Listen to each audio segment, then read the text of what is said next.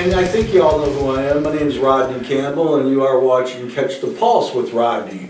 And today I would like to welcome Ruzvelt from many, many business ventures in the city of Detroit. One sticks out in particular called Harpos. Welcome to the show.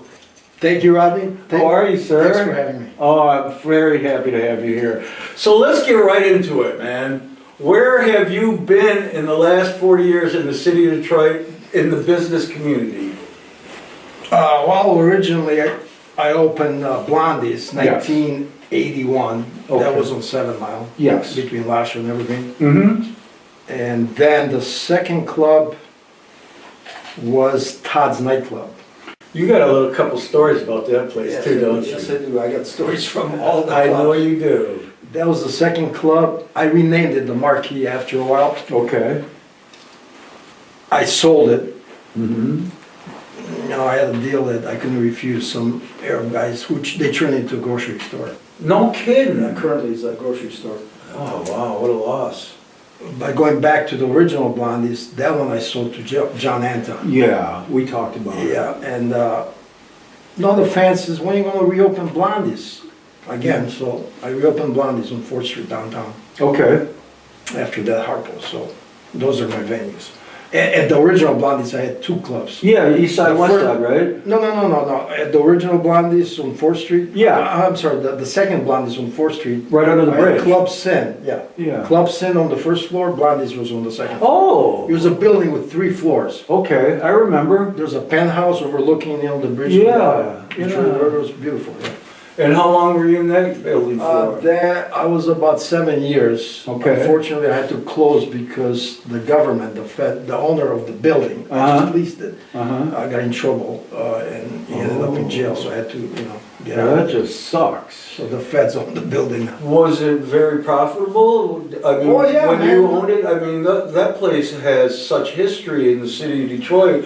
Everybody from this side of town would flock down there to see local hard rock bands such as Seduce and Weapons and Muggsy and I'm talking about the original one. yeah. That place I started local bands Right on. from the beginning, like you said, mentioned Muggsy, Yeah. Seduce, Struts, all those bands. Yeah. I call them the big S's because most of them, Scarlet, Savage Grace, Struts, Seduce, and there's a lot of other huge bands, but those ones always come to my mind because I'm friends with all those bands. Absolutely. Yeah. So yeah, and then you moved over to what was the next bar you moved to? Well, talking about the original Blondies, Yeah. having the locals, and then some guy called me, an agent from Ann Arbor at that time, Prison Productions, I believe. Okay. He says, we got a band called Slayer. Are you interested in having them at Blondies? I said, I never heard of this band. Let me do some research. Sure, I'll call you back. Okay. So I asked the kids around during the scene. I said, listen, what do you think about this band Slayer from California? You think I should have them? Yeah, man. If that's the Slayer you're talking about, get him. No Call the guy shit. back. Right on. I says, well, how much? He said, $500. That's On a it? Saturday night. This is Slayer. Right. Back in the early 80s. Yeah. I think they're on the second tour. I believe it was Haunting the Chapel or Have No Mercy album. I'm not sure which one. Okay. So the story goes like this. I tell this story to a lot of people. Maybe you heard it, maybe not. Okay. But I'm gonna tell you. So yeah, $500. That was the deal on a Saturday night. Mm-hmm. We had to build a bigger stage at Blondies because the stage was when you walk in the door. There's a little small stage. Yeah. We took all the coolers, everything, my office, just to make a big stage for Slayer. For Slayer. Yes. Wow, what an endeavor, man. Wow. And day of the show, Rodney, they pull in a small trailer, not a big tour. Mm-hmm. Who walked in? Kerry King walks in, looks at the place, he said, fuck man, I'm not gonna play here. No shit. Walked out. So I'm the only guy in the place, the sound guy, and one of my barmaids. Tom Araya walks in, looks at the place, says, fuck. He said, I'm gonna blow the roof off this fucking place. No kidding. And he's the guy that we got along. As soon as he said that, he hugged me. I says, and told the guys, come on and bring your shit in. Nice. They set up, I'm telling you, man, 2 songs, they blow my fucking shit. You're kidding me. Powerful band. I guess. Shit. Ceiling tiles are falling. The booze from the fucking bar. Oh my goodness. Oh my God, it's a Saturday night. Those days you rent the sound system. Yeah. Right? This was rented from Audio Light. Okay. And they blow my shit. Where the fuck am I gonna find? So I called Russ, the owner. I says, Russ, I got this band, they blew the shit up. Do you have anything more powerful? He says, yeah, I got some shit. So I got lucky. He brought the other stuff. Right. But long story short, it was fucking packed. I charged $6 to get in. And man, I see all these fucking guys like headbanging. I said, what the fuck is this? We never had anything like Nothing that in like Detroit. it. Right. It was on the West Coast. That's where it all originated. This is, yeah. Wow. So I said, I gotta have this fucking band again. No So after a kidding. show, I asked Tom, I says, what are you guys doing next day? The following day was a Sunday. He says, we're off.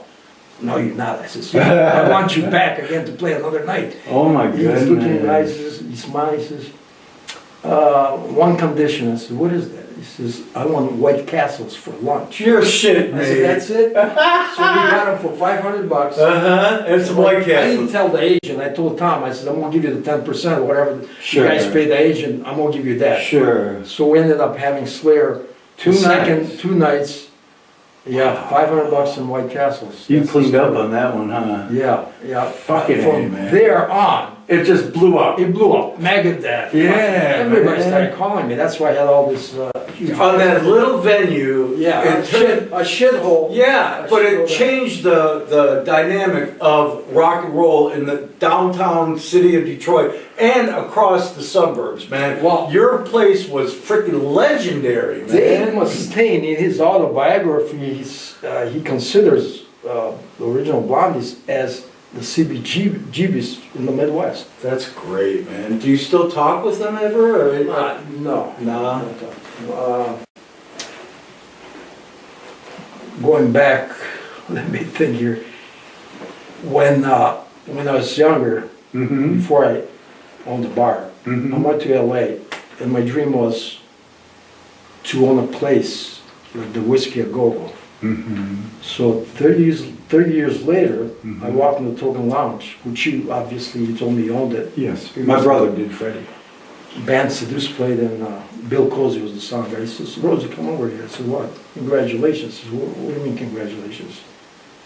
I didn't get married or what? Congratulations. He says, I watched VH1 Classic, the metal show. They had Blondies on the top 10 list. You're number shitting 6 me. is the most legendary venue in the entire world. And Wow. the Whiskey was on the number 7. You beat out the Whiskey Go-Go. So that's my dream, as a young man. I Yeah. went to the Whiskey. And Bro, that's fucking cool as shit, bro. I never realized.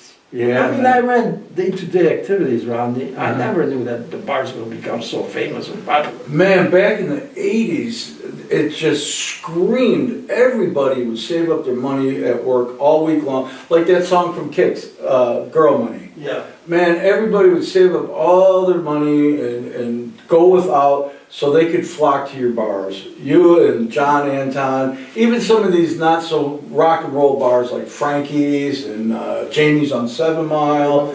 Man, it was just everybody that's in our age bracket flocked Friday and Saturday. Me, I usually, my choice night was Saturday night because Friday nights I was doing other things I shouldn't have been doing at the time. Okay. And I was trying to make money, but oh my God, man, Harpos and the Token Lounge, and you have an accent, and I always wanted to ask you, what is your heritage and where did you come from? I was born in a small country called Macedonia, which Okay. Greece borders the country. Because it's called Yugoslavia. They're independent now. 1966, I was 12 years old. My parents brought me here because my grandfather was here. On a boat. We took a boat, landed on Ellis Island in New York City. Then we took a train station to the train station that's in Detroit. Downtown Detroit, it's all getting back put together now. That's a wonderful story. So yeah, You got it cool. I didn't speak one word of English. You're shitting me. On the boat, we're looking at, He was a huge poet Uh-huh. called SS Friends. Uh-huh. And my parents did not speak a word of English, and we didn't know what to order. And we're looking at other people that had this, we pointed out that all I knew was one word, okay, from the movies. We used to watch movies like John Wayne. Western movies. That's all I knew. One No word. kidding. No money at all. That's what I was just gonna ask you. How did you start acquiring the funds to... You're a famous guy in Detroit, whether you think you are or not. You truly are. You are like the king of bars and business. Everybody just loves you. Speaks so highly of you. It's just incredible the stake that you've put in the city of Detroit for so long. And Harpos is a big part of your heritage. How did you acquire Harpos, and was it very expensive, and was it very profitable for the time that you owned it from the beginning till now? Well, when I had the bands at the original Blondies, I says, fuck, one day I wish I owned a big place like Harpos. Yeah. Because we had, like I said, from Slayer to Exodus, Megadeth, Poison, all these bands. Yeah. And they're becoming bigger and bigger. I says, I wish, and then they go either to Royal Oak Theater or Harpos. Right, yes. I said, I wish I had a bigger place so I can have them, back again. So that was my dream, having a place like that. Sure. When I left, or I sold the second Blondies, I took the liquor license with me. Ernie from Harpos calls me up. He says, Ruzvelt, I don't know if you know, Harpos is on the market, and we're thinking of you, We don't want anybody buying it to become for a church. Sure. You're the only one we can think of to continue the legacy of Harpos. Wow. That was a big compliment. Yeah. So, I says, you know what, man, I was going through a divorce at that time. I says, you know what, I don't want to do it no more. I've done it for so many years. I want to retire. You're joking. Yes, so I says, I just, at this time I can't do it. For personal reasons, like I said, going through a divorce. So. Sure. I called him back 2 years later. I said, what the fuck am I going to do? Sit on the couch? This is all what I do and all I want to, I like to do in my life. Here we go, right on. And it's in my blood. Mm-hmm. And I called him back. I says, is it still for sale? He says, yeah. It was on the market for 2 years? Well, I don't know how long. Okay. From the time that they approached me to the time I gave them another call, second call. That was 2 year period. Okay. It's still in the market. And I said, was there venue? Was people playing in this time? Yeah, they're still open. They were still open. Okay. At that time, I was offered 3 other clubs. Joe Scroy wanted me to buy. Joe Scroy, I know A that good name. friend of mine. Yeah. He owned the Ritz. Yeah, that's it. Right. Yeah. Okay. Yeah. And then currently Diesel, he passed away. God bless Yeah. his soul. But yeah, he says, why don't you buy? It was called New York, at that time. The Ritz. Yeah. I don't know, man. I'll think about it. Then the Emerald Theater, I was offered that. You were. And Harpos, so I asked Brian from Halloween, I gave him a call. Yeah. Brian from the local band Halloween. Yeah, we did I shows. said, Brian, what do you think? I says, if you had a choice between all these 3 venues, which one would you choose to purchase?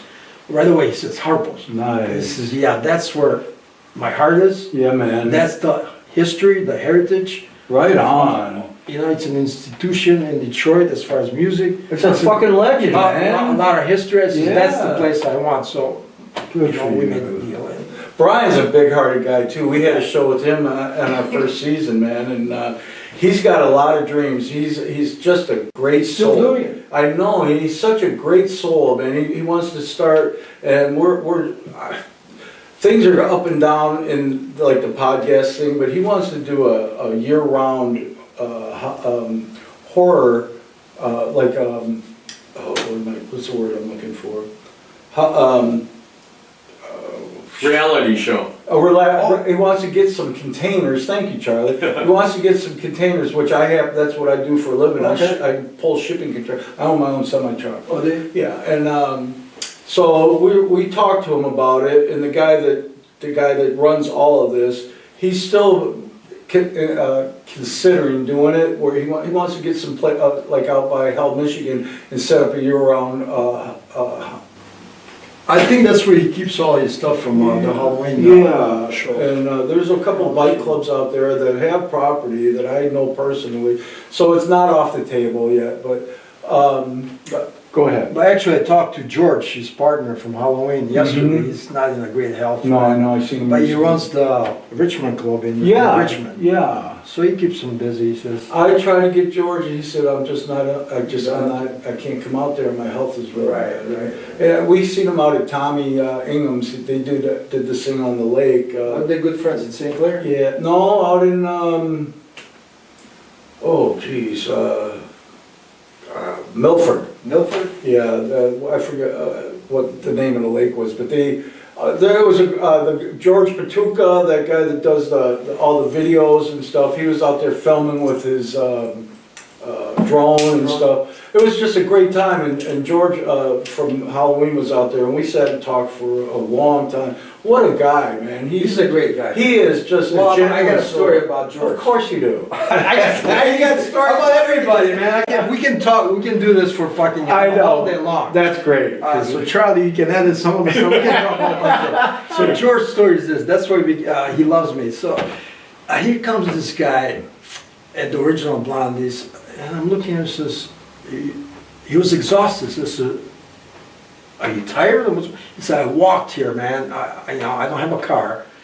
And his stomach was growling. I says, are you hungry, man? He says, yes, I am.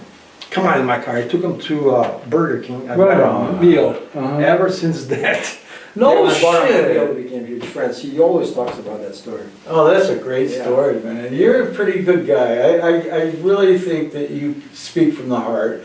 And well, I helped a lot of bands. That's what I was just going to get into. I never said no to any of the local bands, no matter who they were. Young kids. I had matinee shows. Yeah. In those days, we're open 7 days, 7 nights. The scene was different in the 80s. Yeah. So where do I put all these bands? I would have a matinee show, then go with the bigger show after that. Sure. So that kind of was a staple back in the day, though. Even at the Token Lounge, they would do like all ages show with family and soft drinks and stuff, and let the kids get up there and experience the what it's like to be on stage, which is a great thing. It's very cool. So when I purchased, my dream was to own a bar. We owned a restaurant before, me and my brother. I said one day I'm going to own a bar, and I went to a broker. I found this place. It was worse than, Blondies, like I said, was hole in the wall, but this was worse condition when I purchased it. The Blondies? It was called EJ Saloon. Oh, okay. It was called EJ Saloon. Okay. I didn't like the name. I had to come up with a name, so I asked one of my waitresses in the restaurant, I says, I'm buying a bar. Can you think of a cool name for a bar? Sure. So her name was Debbie, but I had two Debbies. One of the Debbies used to write Blondies on the ticket. And she says, wow, I'm a blonde. Why don't you name it Blondies? I said, wow, Blondies. My girlfriend was blonde at that time. It clicked. Yes, just hit Blondies. Perfect, yeah. And I tell you, we had regulars at EJ Saloon. Regulars during the day, they just drink and talk. Yeah. When I changed the sign, I said, what the fuck are you doing? EJ's Blondies, what is this Blondies? They didn't catch it at first. And I had the regulars for a while, but my first band was called Rampage. No, actually it was the Blues Buzz Band. I went to the Studio Lounge. I don't know. I did a lot of business there. Gus was a good friend. Gus Pappas, we did a show with him. So Gus, yeah. I went to Gus. I said, Gus, I bought this place and I named it Blondies. I want to be a rock bar. Can you, refer me to any of your bands that you book here? He said, I got a band for you called Blues Buzz Band. I said, no, fuck, man, a rock band. You want a hard rock? Ruzvelt, you're a businessman now. You're not going to book bands because you like them. Right. Somebody that has a draw. Exactly. So he gave me, that was the first band that ever played the original Blondies. Okay. Second band, I went to the Studio Lounge. Sam was a good friend of mine. Yes, God love him, rest his soul, man. Yes, and I went there. I said, Sam, listen, I need some bands for my place. He says, well, talk to this band, they're playing now after break, they're called Rampage. Yeah. I was nervous, Rodney. Really? Not you. I was new. Yeah, man, but not you. Not now. I know, right? Every day. I know how to book fucking bands. Sam was a bad motherfucker, man. That guy could beat some ass. Yeah. And it Sam was was banana, remember? Yeah, man, that would put you under the fucking table. But he loved my younger brother, Ricky. Ricky could do, I think he reminded Sam of his son that he lost. Because Ricky could do no wrong. He would catch everybody in the bar snorting cocaine. Really? And he would kick your ass and throw you out the fucking door. No questions Well, I got a asked. story about that. I'm Okay. sure. But if Ricky got caught, he'd say, come on, Ricky, don't do that shit. And he'd send him up at the bar, hey, give him a sandwich. I get back to the cocaine story. Okay. So anyways, it's a go back stage when they take a break, talk to the band, they're called Rampage. I went back there, I says, you guys, I need a band for my bar. What bar? Blondies. We never heard of that. I says, listen, first time for everything. How much are you guys asking per night? He said, we're gonna play 3 nights, $300 a night. Those days the bands played 3 sets. three nights in a Right. row. And 3 sets. Yes. And I hired them, and like I said, that was my first band. They put all these marshals at the bar. Was As soon there as about they- that place too? Wow, man, this is all I want to do. All All my life. right. As soon as I heard those marshals. No kidding. So the cocaine stories. Joe Brown, rest his soul, was my sound guy. Okay. This guy loved to drink, plus he was selling drugs. Like it's, Yeah. his line was longer at the sound than the line at the bar. And I have no comment. He was a great guy. Uh-huh. Actually, even my ex-wife at that time was doing shit, so I would catch all these people in the bathroom, in the women's job. Yeah. Big lines. Yeah. I Gotta go. would throw the shit on the floor, and they would like sniff on the floor. Like, I got one for you now. Okay, go ahead. Hold on. Joe Brown, I'm gonna tell you, he was such a nice guy. Mm-hmm. This happened to be one day I didn't have no bands, and a band from our town pulls in. He says, "Can we play here?" I said, "Fuck yeah." No What's shit. your name? They gave me, what's the name of your band? They gave me a 45. They're called NoFX. Now NoFX, they're huge in the punk genre. Uh-huh. They became huge. So, anyways, I started charging $2 at the door. I let them play. 2 people walked in. I said, "Fuck this band." They walked out, and the band is looking and said, "What now?" I said, "Keep practicing. You know, maybe Right. somebody else will show up." Sure. So nobody showed up. End of the night. Wow, that Poor guys. sucks. I paid Joe $50 that night. Uh-huh. Joe never got any money. He used to fucking drink all his money. pay away, His right, pay. yeah. He just happened to have $50 that night because the bar, he wasn't drinking. He gave the band the $50 His pay. to make it to the next gig. No shit. Wow. I believe NoFX just performed at the Fillmore last year. They mentioned that story. You're kidding me. So that was the kind of guy You Joe know, was. man, when a band, like, they're so dedicated, and I hate to, like, even at my parties I do in Garden City Park, it's like, it's 50-50 that the weather's gonna be good. I've been doing this now for 15, 18 years, and there's only been one time where, at the end of the night, when Fred Schmidt and Jeff from Scarlet, Ron Perry, and I think it was somebody else, they put a band together like within a month called Dead Ringer.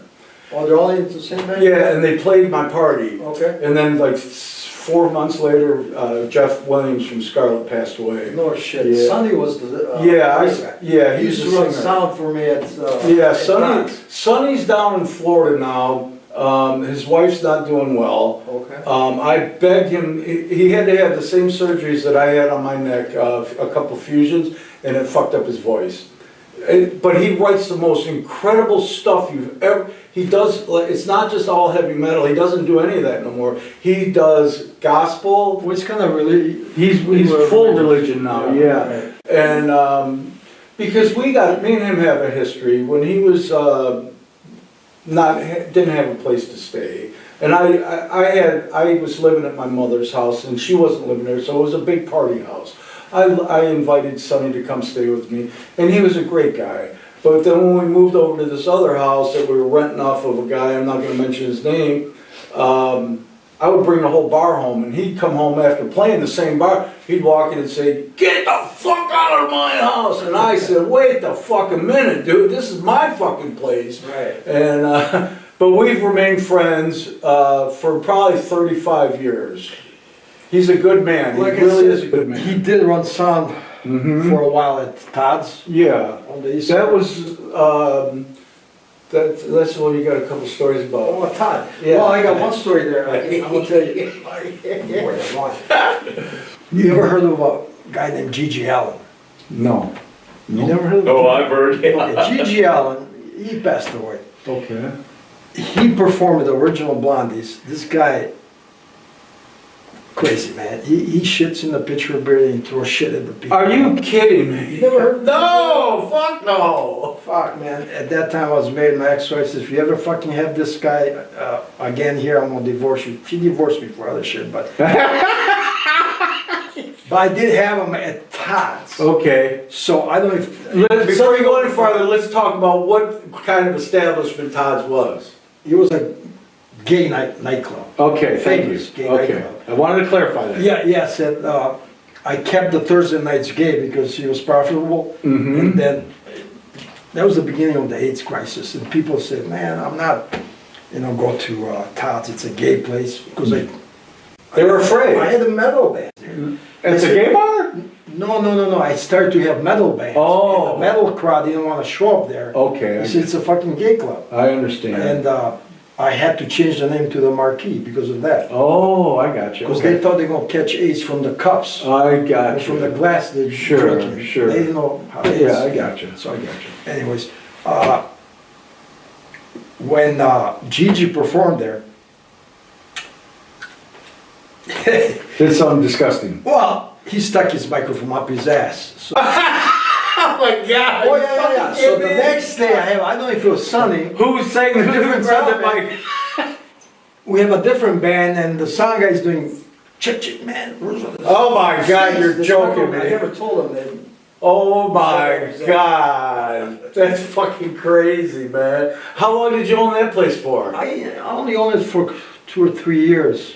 Do you know that, man, when Freddie came to me, my older brother, and this other partner of his, I'm not going to mention his name either. His name was Steve, but that's all I'm going to say. They came to me, Freddie came to me because I just got a lawsuit from getting in a motorcycle accident. And I had no fucking idea how to run a bar. Right. But so I gave Freddie the money to pay Larry Marshall. Larry Marshall. And Frank Mugger. Which I'm great friends with him and his wife Mona. They're such great people. I love them dearly. But Larry Marshall, he's an asshole. But yeah, so you know. He was booking Seducer. He had an agency also besides. Yeah, he did, and I think he ended up buying some Little Caesars. Pizza. Yeah. After he sold. With my fucking money. But then, anyhow, so Freddie started running this bar and had no idea what he was doing. Neither did the other guy. And so Freddie, and this is back in the party up the ass, stay up for 3 days, go to the strip club, take the dancers back to your house and stay up until the crack of dawn on Monday morning.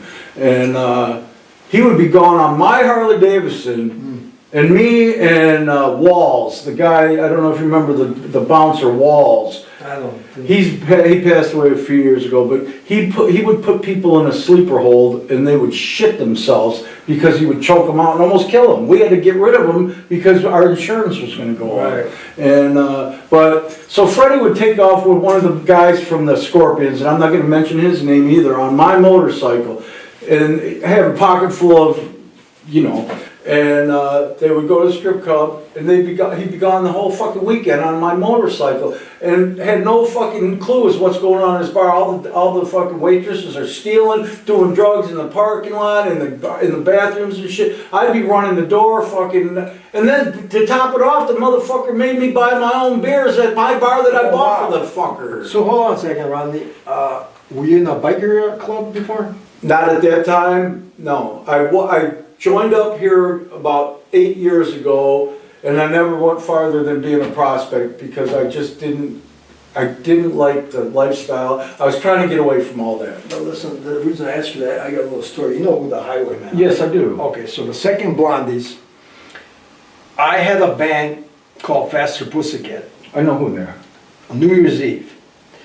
So they were booked there for New Year's Eve, and during the day, the drummer comes in my office, says, Roosevelt, you have to pay for a hotel. I said, pay for the hotel? I already paid for the, you guys are at the Leland House, I already paid for it. No, he says, we moved from that one to the Marriott. I said, why?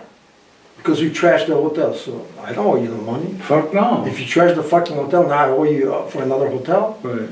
Anyways. That's some dumb shit. Let me do it. Okay. So, like that was 3-story building, Mm-hmm. and the dressing room was all the way to the 3rd floor. I go up there, I says, time for you guys to hit the stage. Mm-hmm. And he says, no, you owe us money. I said, listen, man, I don't owe you shit. You already got paid. Wow. And if you're not performing, I'm gonna drag your ass down the steps. Right Where's on. your fucking manager? I'm gonna grab him and throw him down the fucking stairs. Right on. So, they hit the stage, 2 songs into it, one of the Highwaymen was Mark Alok, which he was my sound man at one time at that bar, and he happened to be in the audience watching the band. Okay. And called the singer a has-been pussy. This guy did. Mark did. Okay. The Highwayman. Right. And the singer had a bottle of Budweiser, he threw it at Mark. Wrong fucking move. Wrong fucking move. Right, And man. here it is. Mark calls the fucking Oh guys. no, you're kidding me. And we tried to protect them, they beat the hell out of them. They were running on 4th Street with I know where your house guitars, with is no at. shirts on. Right, right. So it right. became a big story in fucking Hollywood, or wherever they're from, LA. Right, right. That Blondies beat up Fast. Alright? So when LA Guns comes in at Blondies, they're looking for Roosevelt. You're looking for Roosevelt? I said, I'm Roosevelt. He said, are you gonna beat us up? I said, no, I'm not. Oh no, man, we hate that band. I'm glad you did that. I said, I did not beat them up. I tried to Jesus. protect them. Right on. The story goes like this. Right. I just had a show at Harpos Mm-hmm. 3 weeks ago. Okay. I didn't know who the band members were. Uh-huh. And I was working at the concession. This guy comes after the show. He says, can I buy a Harpos t-shirt? I said, I only got 2. I don't think, he's a big guy. I said, I don't think those shirts will fit you. They're medium. You can buy a Blondie shirt. I said, no, I don't want a Blondie shirt. I'm looking at the guy, why don't you want a Blondie shirt? He's smiling at me. He says, do you know who I am? I said, you look familiar. Oh, no He way. says, I'm the drummer Oh, from Faster Pussycat. I'm in this band. Hold on a second, man. No fucking way. You know when he was kind of scared, I'm gonna approach him about the, I said, listen, come on in my office. Yeah. You know, water under the bridge. Right on. I made up, we took a picture. Good. Whatever happened, it happened. But I'm sorry. I says, we tried to protect you Right guys. on, right on. Whatever you say. He says, I'm gonna tell you something. He says, I kind of lied to you. The reason we moved to the other hotel, the cops found a dead prostitute at the Leland House. That's why we had to move. No Why, if you fuck. told me that, I said, I was gonna pay you. Right, right. He told me he trashed the hotel. Yeah, yeah. Fuck, I got to meet the guys in LA Guns at a Token Lounge show. Me and my wife went up there and we watched them play. And we left the front door and came around the back to get in the car. And the singer and Tommy, the lead guitarist, what's his name? From what band? LA Guns. I don't know the guy's names. Anyhow, he's a fabulous guitarist. But we walked by and we said, very great show, you know, and we kept walking and they started, Was it Phil, the name? no. Tracy Guns. Tracy Guns, Tracy Guns. yeah, Tracy Guns, right. which Chuck Burns is really good friends with from Seduce. Yeah. But That's how Guns N' Roses got their name. Well, yeah, LA Guns, you see, every time you say something, I got I know. another story. those two LA guys, Guns, yeah. listen, LA Okay, Guns. Go ahead. LA, I'm sorry, That's okay, bro, that's what we're here for. This is my fucking Right, show. it's your My fucking show. It's your Right. bar. I will. I'll take over. Okay, It's your brother. bar, it's your interview, It's damn my it. fucking I don't hear you fucking stories. I'm here, you don't hear my fucking story. LA Guns, okay, LA Guns. The singer's from couple your of country, the- isn't he? No, I don't know about that. One of the guys, I think he was in Guns N' Roses. or something like that. yeah. They gave me a demo tape, which I still have. Mm-hmm. The tour manager or a couple of the guys were there with another band called Omen or something. Battling. I just fucking can't remember the name of the band, but anyway, he says, can we go to another bar to party? At that time, the Ritz was in Roseville. I took him there. We got so fucked up and drunk, the cops pulled us over. Okay, fuck. and he says, you gotta get this band, man. LA Guns, they're up and coming, up and coming. But like I said, I still have the cassette. That's very cool. And I did have them, you know. Two of the most impressionable guys, man. Me and my wife sat there and talked to them the whole time they were smoking the cigarettes, waiting for John to bring around the bus to take them back to the hotel. Is that how you kind of get your national bands when they're coming through, like for Chicago going to Back in the day? Yeah, like No. or even both. Like let's just say LA Guns, they're playing an arena show. Their manager usually calls up one of you guys and says, Sometimes, you know, if they're in a festival, big festival, Mhm. if they're in the surrounding like state or something, Yeah. they'll call us, they want extra money. yeah, I'll pick them up. Like that, I picked up Phil Anselmo from Pantera. They were with the Slayer tour, mm-hmm. and they called us. Actually, that show did so great at Harpos. I had his wife was the manager of Phil. I Okay. think he's married from. His wife is from here, Farmington Hills. Oh, that's right. Yeah. You live here? Yeah, Farmington Well, this Hills. is Livonia or something? This is Livonia. Yeah, Okay. I'm at 8 Mile and Middleborough. Okay, so anyways, it was lines around fucking Harpos. This was the last show before the pandemic. No kidding. And says, man, Phil loves this place. A couple of the guys, as you know, they're not. He was Phil Anselmo and the Legals, Mm-hmm. but they played the full album, Vulgar Display, in Okay. their entirety. Okay. And we did such good numbers. Says Roosevelt, I think we're gonna reform Pantera. No. I paid them 30,000. I gave them a bonus of 15 because I did such great numbers. I said, I want you guys back. I'll give you 50 next time. You're joking me. So next 60 time, grand. man, you don't know what the bands cost now. I don't. That's what I'm gonna get to the story. Why I'm not having any more bands Okay. at Harpos. So 50,000. He says, no, we formed Pantera. We're on tour with Slayer now. Okay. You're getting $500,000. Jesus. Yeah. Wow. The bands are so expensive nowadays, Rodney. Just on the the market. rider alone, the food, the hospitality, they want $2,000. So what the fuck? You go buy steaks? They take the money, and they go buy pizza from across the street. And pocket money. And I gotta pay for the fucking tour name. I gotta pay for this, pay for the. Last show I did, the biggest show was Hatebreed. Now Hatebreed last time at Harpos sold out. Oh, okay. So this is called the Summer Slaughter Tour. I paid the same amount of money, only 800 people showed up. The whole tour did not do well. Okay. And I lost my ass. So it's kind of a. I lost my ass. Fuck this shit, man. I'm not gonna do bands. Right now, I just rent the venue to different promoters. Okay? I don't have to take the risk. Oh, I They got pay you. me rent, they Uh-huh. promote the show, they pay the artist. And then. So you're I'm having stuck. different things. I have wrestling events, which Midget, is great. midget? No. ICP, the band ICP, I don't know. Violent J, Insane Clown Posse. Violent J, Okay. you never heard of I haven't. No. Oh man, they're big time. They do they're juggalos. You ever heard of juggalos? No. Jugglers? Juggalos. No. Okay, and you gotta get. I gotta get hip. Yeah, you gotta get hip. Fuck, man. No, they're big time. They're big time. Bro, let me tell you, Listen, man. Charlie, you heard of Insane Clown Oh, Posse? fuck yeah, the Fagos. They're fucking They buy Fagos. Fago, they They smash sell Faygo out. up. They sell out I am venues. so sheltered this They day. walk out of Harpos with $250,000. Just the T-shirts alone, merchandise. No fucking They sell way. 60 grand, 70 grand out of merchandise. Anyways, Oh my they do the God. lunacy show out of Harpos every month. Okay. So I do that wrestling. I got a company out of New Jersey called GCW. They come in there. I'm doing great with South South American bands, Latin bands. Okay. I just had 3 shows, sell out. This fuckers can drink.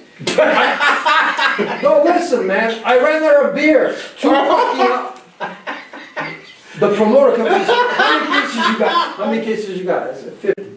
He's looking at me, 50? No, man, you need 150. I said, no fucking way. You're gonna sell out 50 cases of beer? First 2 hours, They were I gone. saw it was gone. They ordered like 10 beers, a case of beer. What the fuck am I gonna do now? I sent the guys to Kroger, Mike, all the party stores to clean them out. I still ran out. Next day, I find people, the Mexicans, still partying outside the party. So what are you guys doing? You ran out of beer. We're still partying here. We bought some from the party store. Still up from the night before? Yes. So, Motherfuckers can drink, huh? so you know, I do private events, which I don't advertise, just to pay the bills. Okay. Like I said, man, before the pandemic, I was doing great. Every show was sold out. After the pandemic, Kind of things went went down. downhill. Never recovered. I'm still trying to recover, Rodney. Wow. So, like I said, bands are too expensive. You know, bands call me What about every local single bands? day. What about Okay, some high-end this is what I local try to do. bands? Help the scene again. When I open Harpos, I'm gonna have local bands. I called it, it was Friday nights for the local scene, 5 bands, $5 to get in. Mm-hmm. I did it for 3 months. 10 people, 20 people show up. That's I it. says, you know what, man, I'm Fuck losing my, just this. to open Harpos, the overhead is $3,000. Right. Security, this, sound Electricity, AC, engineers. all of that. Yeah. I says, I can't do it no longer. I understand. It's just, this is not like the 80s when Seduce Right. back Harpos. That's where I want to get to right now. What happened to that era? What do you think happened? I know the The 80s? pandemic, yeah, and like the bands that are playing today, they don't draw. I mean, I got a guy that I did on the show, and he's a hard worker, man. He's Kid Lightning, and he's out there. Kid Lightning. Yeah, he's out there selling shirts. Trouble? Yeah, Detroit Trouble. He's out there fucking busting his ass Yes, he every is. day, man. He's very intelligent business-wise Right, when it comes right. to, but nobody's following. Back in my day, man, the West Side would seduce or fucking. We put flyers in the cars in the I parking know. lots. Now People people. the internet. It's fucking. Even though they come in, Yeah. they don't watch the fucking band, they're on the fucking I phones. know. What happened? What do you think happened? Just the fucking. All the old bands died. Yeah. Okay? Yeah. We don't have that many bands, original acts like in the 80s. Right. It's all tribute bands now. I know. Now they do good. Yeah. I hate tribute bands. I Right. like original bands. Me too. That's why Blondies became so famous. Mm-hmm. When the top 40, everybody went top 40, I stayed with original music. Right. Okay? I would not have bands perform Covers. covers. I didn't like that. Right. I don't like, I mean, there's a couple of bands like Wrecking Crew. They would slip a couple in. Yeah, the draw. Right. But I don't like that. I like original band. Me too. In order Harpos to have, I need a huge band. I can't have local bands that big of a venue and there's I fucking get 10 it. people. They look bad, I look bad, we lose money. What about like Tom Kiefer? I seen him at your Cinderella? bar, and I loved that show. It was fucking. That was when Cinderella. Yeah, I know. But I mean, he's on. Out of all the old, like the singer and Kicks, they did a good. I did kicks at Harpos. Yeah, they did a long trip that, you know, they were on top of their game. And they bowed out when the singers said, I can't do this anymore. I don't want people to come to my show I heard and this not one. give them 100%. So, Right.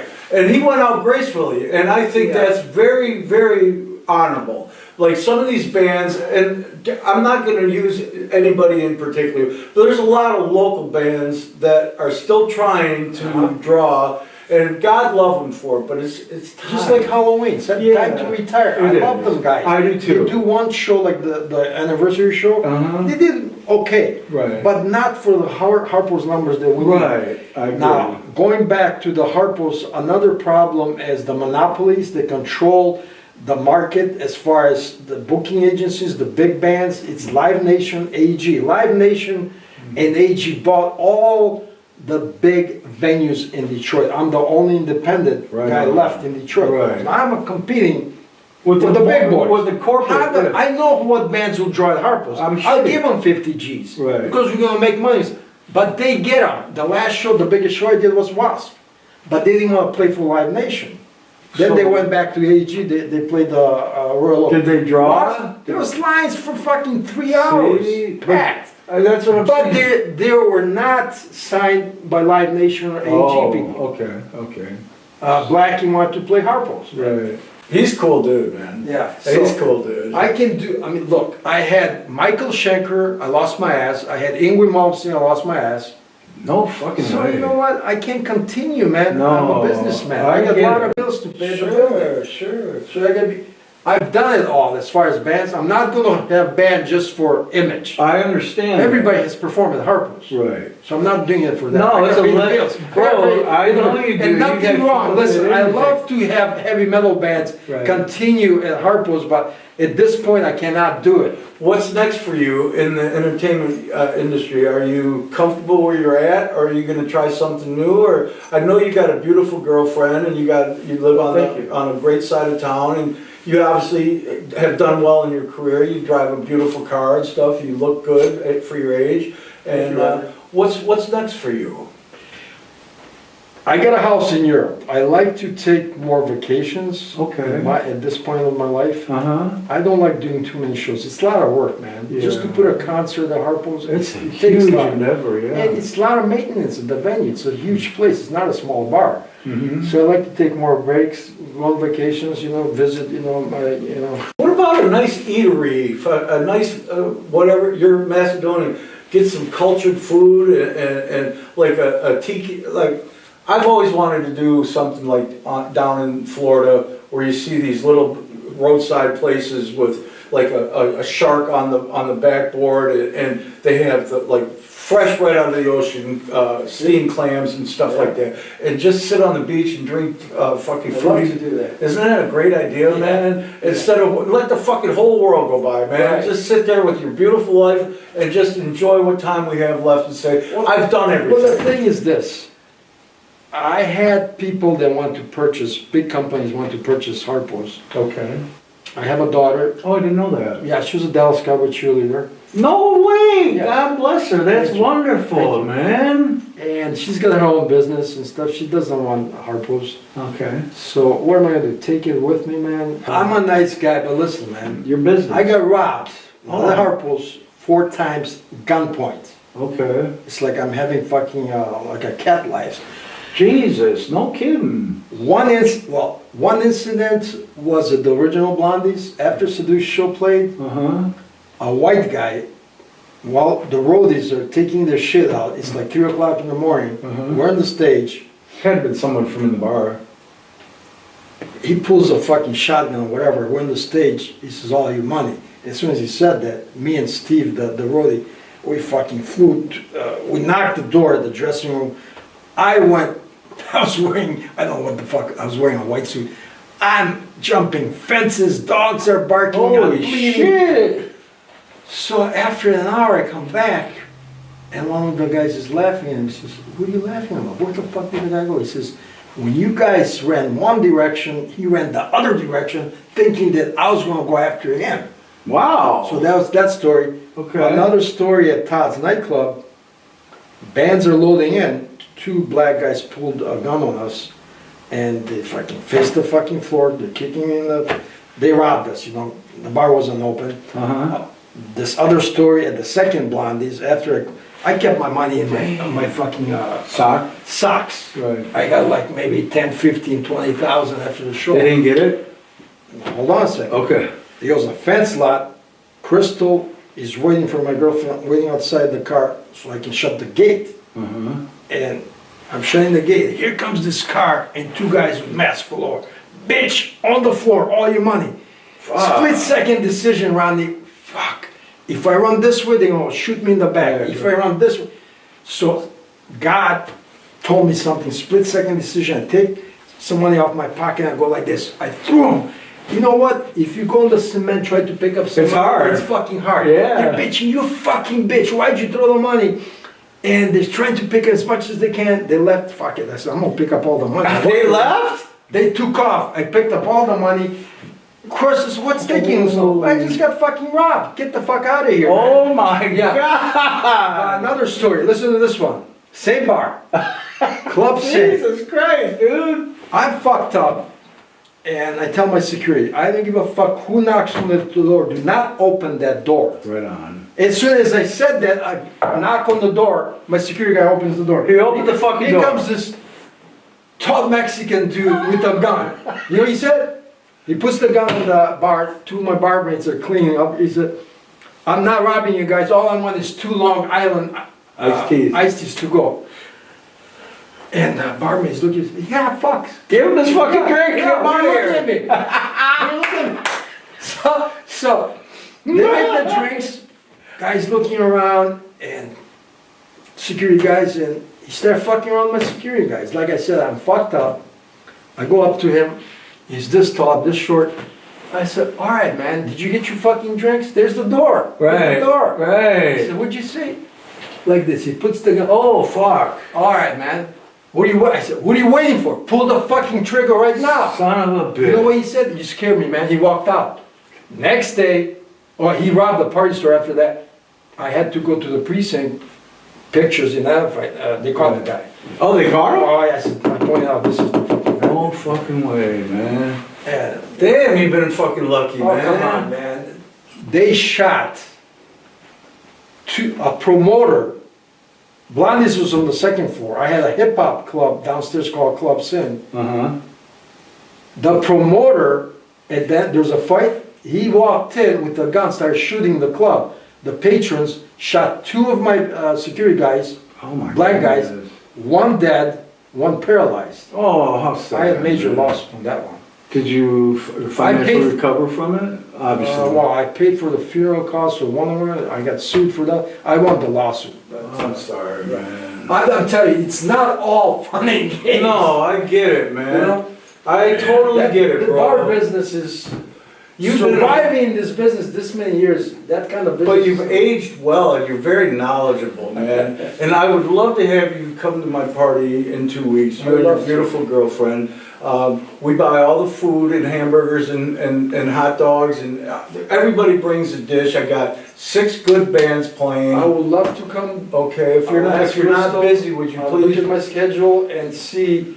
I like to see the guys that I'm sure some of the guys are from back. Oh yeah, man, Ron Perry, Joe. Yeah, from the Oh yeah, Nashville. Joe from Muggsy. Pete Banker's gonna be there. Fred Schmidt. I mean, everybody. Oh, I love to see Steve those guys. Costan's gonna be there Okay, playing. So okay. I would love to see you. So there you have it, folks. A fantastic interview with Mr. Ruzvelt from Harpos and many other venues in the Detroit area. Once again, I want to thank Pod Pulse Media for producing this show. And please go to the website, Catch the Pulse with Rodney, and hit like and subscribe. If it wasn't for you guys, this won't happen. And I like it. I like being a TV star. All right. So thank you, Mr. Roosevelt. Thank you, Welcome. Charlie. And until next time, take care, everybody. God bless.